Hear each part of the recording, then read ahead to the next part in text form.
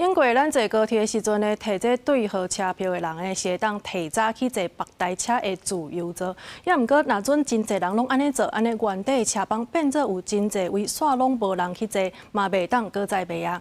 所以高铁呢，11月初10开始是要求要提早坐自由座的人，上车进前都爱先换车票。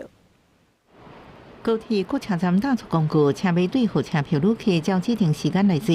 高铁正式促销提早坐车春秋机制，即马为方便对号座旅客形成临时调整，提早到站应坐其他班次自由座。啊，毋过观察者现象愈来愈多，造成原班次坐飞浪费，也影响自由座的坐车品质。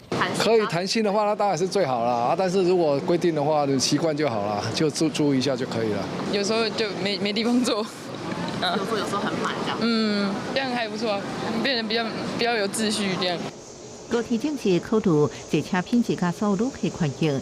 11月70开始，各车站每个受理人工方式协助对合作旅客提早坐车，若需要提早进站，按照规定先换票，目前是宣导期。学者认为，这架高铁进程释出，明年开始规划伫超尖峰时间推出指定车次照自由座的卖票机制，同款拢是要控管自由座品质。不过，旅客行程改变是难免，也要注意配套。